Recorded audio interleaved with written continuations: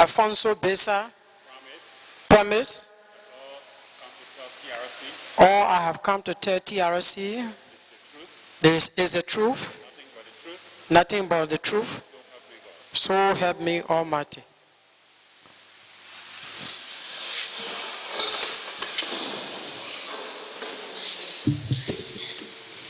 Alphonso? Yes. We say good evening and welcome. And want to thank you for being patient in waiting for us up to this time. We attach a lot of value to the work we do at the TRC because the objective is to find the root causes of the conflict and identify what needs to be done so that our society can reconcile and then heal. In that way, once we deal with all of the consequences of the conflict, we'll be able to find a basis for lasting peace so that generations to come after us will not go through the terrible things that we went through. So we tell you thank you for coming because we believe your coming is out of your desire to contribute towards the peace process in Liberia. There were times people went to Ghana, Accra, they did their part. This is our time to make sure that this peace that we enjoy will last forever. So we welcome you and appreciate you waiting all of this time just to talk to the TRC. Can you kindly tell us where you live presently? I live in a town called Laolazo.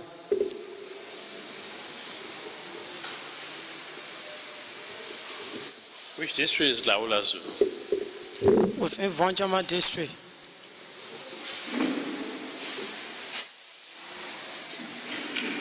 What do you do? Personally, I'm a farmer. I make my crops. You can tell us your birth date, please. Pardon? Your birth date, please. I was born 1973.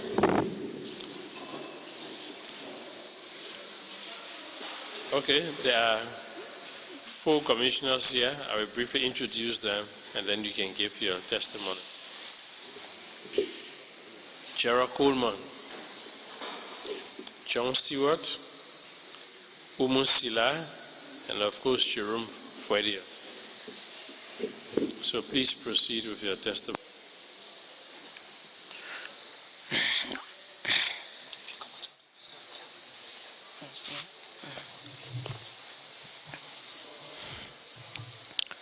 Start. As I said from the beginning, I said I'm Alphonso Baysah. I live in Laolazo. My story begins from the year 1993. When I came from Monrovia after the First War, 1990, July 14, 1993, another war broke out, which was ULIMO war, that met me here ready. March 8, when war was tough in Voinjama, it extended all the way to our area in Laolazo. I was so afraid. My family and myself decided to find our way through the borders to get to Guinea. On that very day, because of the shooting sound that was so heavy, we decided to get to the bush road to get to the border. When we went there, not knowing those that we were running away from, they were around the water bank, moving up and down. But we never knew. We went, there was a big cave, big rock. We went under it for some time. We spent 3 days in our hole, where we used to manage to get our food. But we used to do small preparation in the hole there. But not knowing people were still around there, up and down, we never knew. So the very day we decided to come out and cross the border, we met a fellow His fighting knee was big man trouser. And a man who did the slaughtering his knee was Bete Aku. So in my presence, the poor asked, or they said, where are you going? I was trimming now, scary because we were so afraid of them. And I was the first person that they grabbed. They tied me right to the border. They tied me to the extent that I could not able to breathe now. So my wife,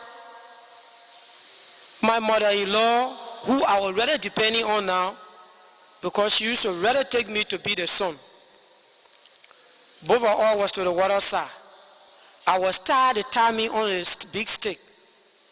The little boy who was behind us, he got into the canoe. When he got into the canoe, the pole grabbed him. His knee was gizzard covered. They grabbed him right there. They said, are you who hiding from us to go? And me, I couldn't even able to talk now. I was just trimming, because the way I was tired now, I couldn't even able to breathe. So I was not crying. I said, hey, my people are dying. Hey, my people are dying. I couldn't able to breathe now. I started crying. Then the other man came and stepped on me. He said, you are just joking. So long we I tell you that nobody is to cross the border. If you cross, we're going to kill you. The Peking who is gizzard cover, they just grabbed me. Upon my God, they just grabbed gizzard cover. He was naked now, they naked him. Before we look, they just grabbed something. The man grabbed something, the man who was with a sharp knife. Excuse me for the word, he tied it not. Though the ball holla, he dropped. After he dropped, people were there. My other little brother were across the water, start looking at us. People were just hollering now. Then they grabbed me, they put him under Macono River. They put him under Macono River for some time. They put him up, they put him down, they put him up. Later they bore him with a bow and arrow on his side. They made holy, so the ball was powerless. Now he dropped. When he dropped, they haul him, they put him on shore, they call it throw, they leave it on the shore to the Guineans to the border. People were crying now across the water. They started hollering. Then my mother-in-law was just crying, begging the man. They couldn't listen. They grabbed the woman. They called the woman through. The woman is widow Wose. They call her through. So I myself almost I was going, our life was going out of me now. But what so blessed me, one of them I was just crying and I said I'm going, my voice was going in me now. So the man came and loosened me small. Before I was able to breathe small now. Then what blessed me that I was not killed to the water side, it was at the time we were so lucky we got a story that all those that are crossing from Liberia going to Guinea, you should allow them to cross. UN came to Teulala. I can remember that the UN came to Teulala, they brought their car. So few of them came to the border. It was how I was a little bit released. The rope was in my hand until they crossed with me to the Guinean side. When we went again, they tabbed me. They tabbed me to say the fight. I said, but I'm innocent. I was in Monrovia. That the war that brought me in 1990 war.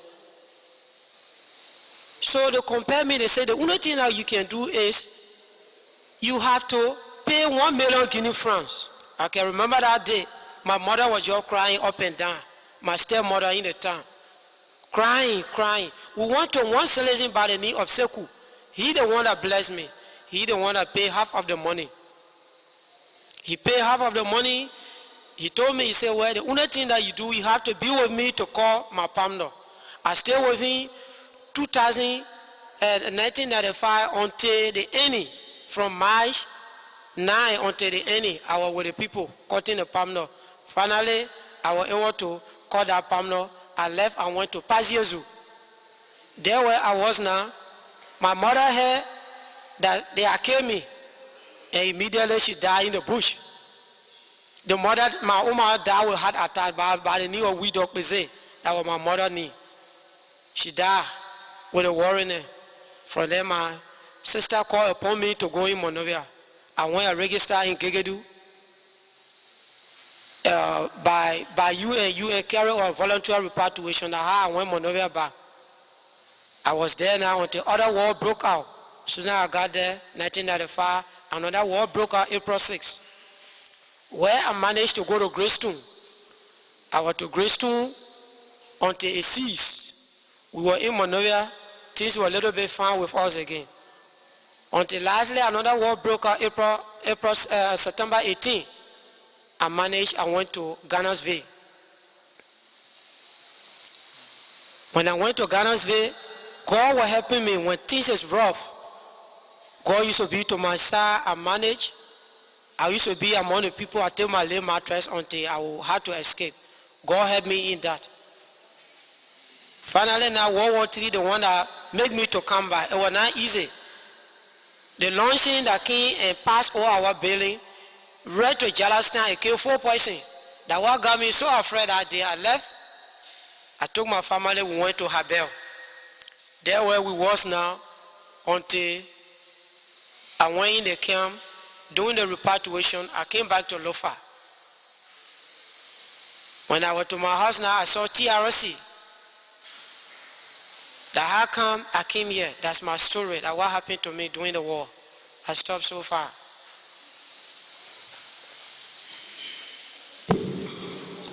Thank you very much, Alphonso. Okay.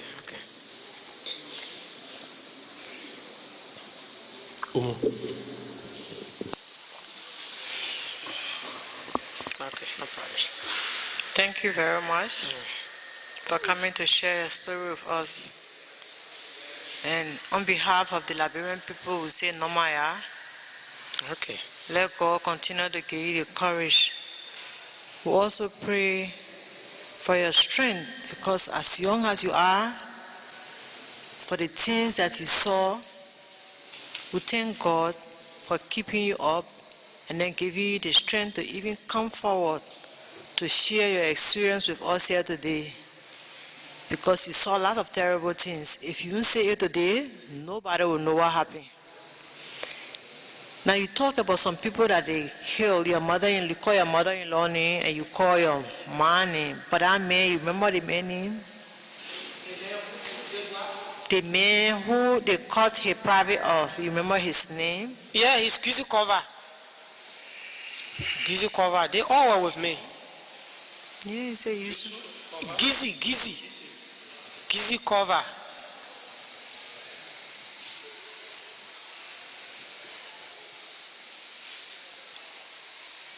This man, you knew him before that day? Yeah, he was with me. Or he was with you? Yeah, they all were with me. Okay. But you think he got family? You think he was married that time? No, he was just a little boy. What do you think his age was at that time? His age? He was just about 9 years.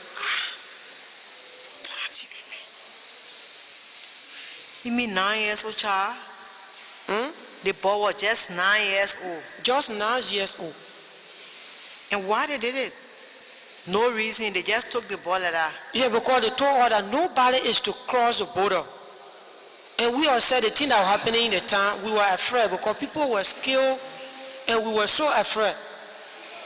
So we decided to find our way through Guinea. When they cut out to the water side. So besides your mom and mother-in-law, anybody else died from you? You know my father that died recently, but we're not doing the war. Not during the war. You know my father that died, but we're not war that came here again. But the 4 persons that died from Raqqa in Monrovia, that were your friends or your neighbors? Where? Oh, you mean in Jalastan? They were our relatives because they were living in Jalastan. So please call their name if you remember. The other man is the man from Voinjama, they call him Kova Masakwe. Kova Masakwe? Yeah. To Jalastan. Yes. And the other boy is Jala Kekule.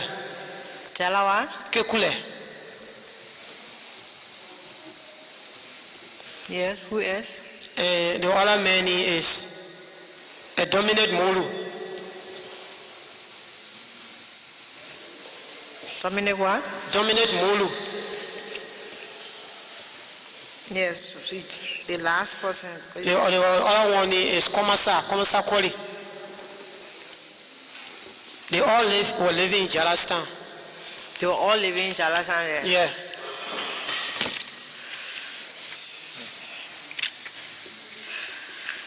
The man who paid the 5,000 for you, he said he made you to work for him for 2 years? No, 1 year. 1 year. Yeah. And when you're working with him, that you are one of the soldiers too? No, I was not Soya. No, now you not. The No, simple man, yeah. No, he was not Soya. He was just an ordinary citizen for the time. He the one that helped me to pay half of that money.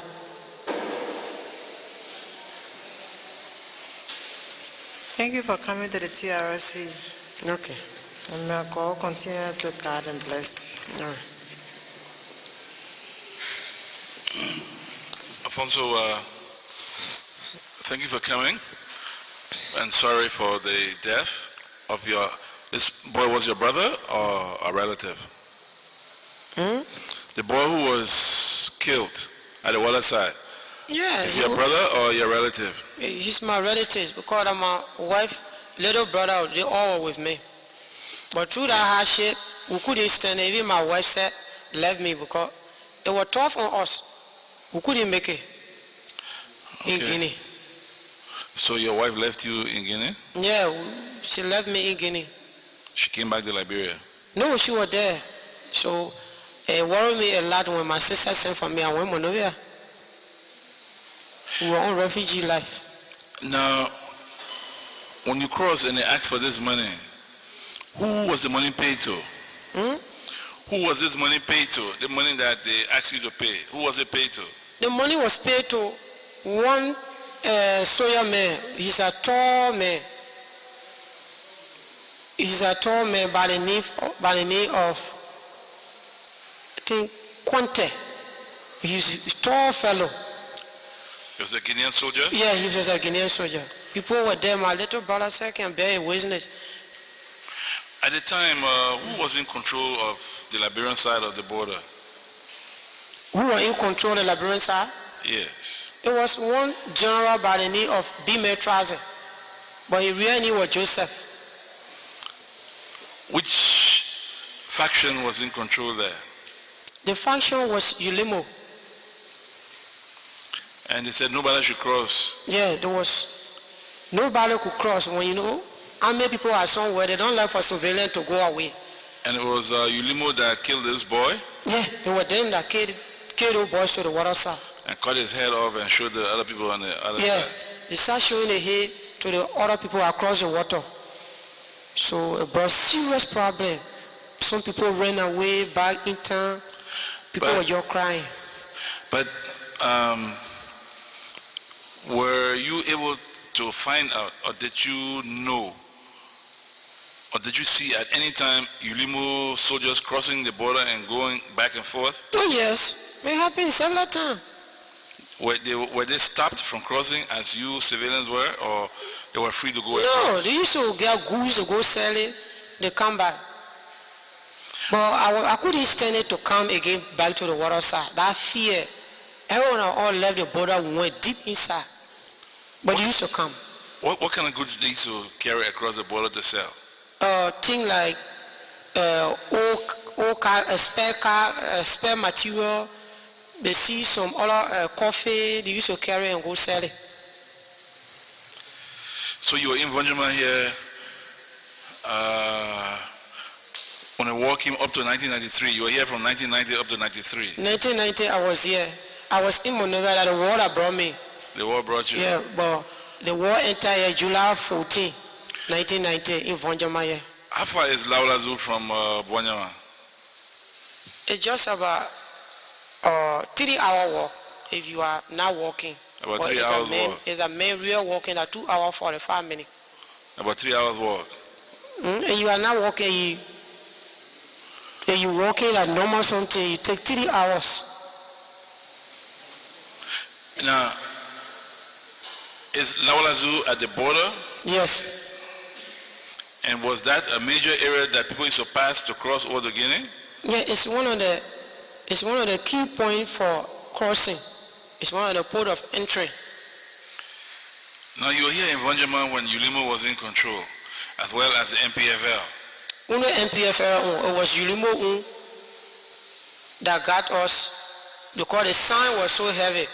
The first one was standing, but the second one, I say, not all the time God can bless you. I decided to find my way. How can I went Guinea way? But when you were from this area, so you are aware that there were quite substantial equipment and thing, and LPMC had a big facility here. I'm not getting you. Before the war, or the time you came, LPMC had a very big facility here. Can you recall that? Yeah, there was so many material here where NPFL here used to have the Tata buses. That the girl used to put a lot of things inside, start shipping in Nima, Kakistan, where I used to see them eating those goats, enter in town, tell town commander, I want goat, I want this, I want that. You are forced, if not, you will be beaten. How about the coffee and cocoa that was in the warehouse? You have any idea what happened to it, where they carry it? The coffee? Coffee and cocoa that was in the LPMC warehouse. You have any idea what happened to it? We used to see that Coca-Cola truck. A lot of things used to be inside, but I never used to really inspect what all the things are inside. It's good to say the truth. Now, what kind of goods did you observe? What kind of goods you observe ULIMO soldiers carrying across the border? Oh, coffee, oil, car parts. Those are the things I observe. I used to be there sometimes, they carry, they sell it. Was it a substantial amount of coffee that went across the border? Yeah, I used to go there, they buy it, people buy it on our side. A lot of coffee, plenty of coffee? Well, it was not only one, but it used to be plenty in bags, but not that much. Sometimes I have bags, sometimes 1 bag, 2 bags, that's all. And where they were getting this coffee from? I don't really know. To admit, I don't really know where they were getting it from. Okay, thank you very much.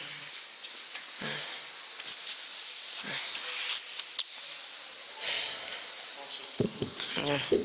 Thank you very much for coming Okay. to share your historical experience with the TRC.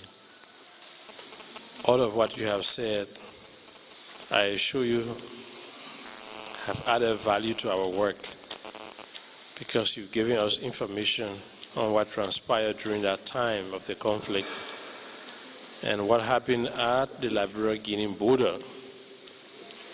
Even the names of the 4 persons who died when the rocket struck Jala's time Yeah. is being reviewed today, and it will definitely be recorded as part of the history of the conflict. You have taken your time to come and share with us, and we appreciate it very much. The little 9-year-old boy who was locked up, he is dead, but his memory is going to live on, because you chose to speak to the TRC of the atrocities that were committed against our people, and many times by our own people. You labor in Guinea as a refugee because the soldiers at the border weren't very friendly before they allow you in and charge you. A refugee who is running for your life and you have just nothing. All of those are violations of international laws.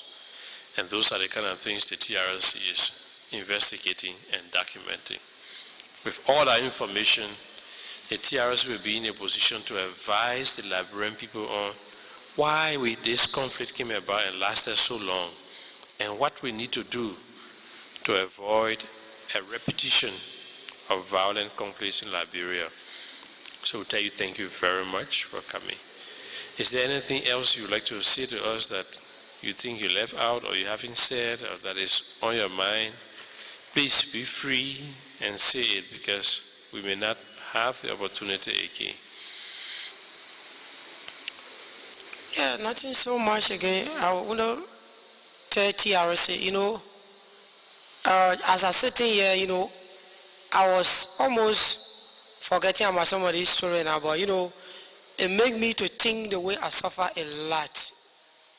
I suffer a lot, and those that I lose, no longer that I can get them back.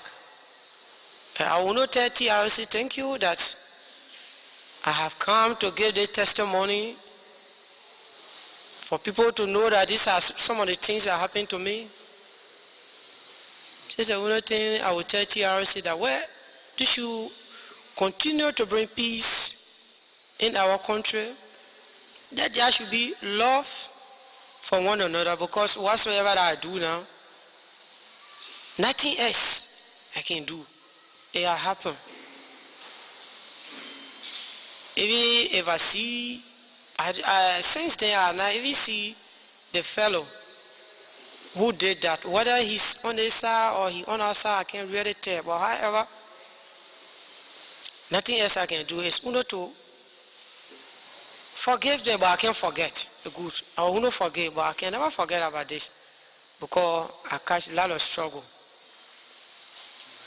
Okay.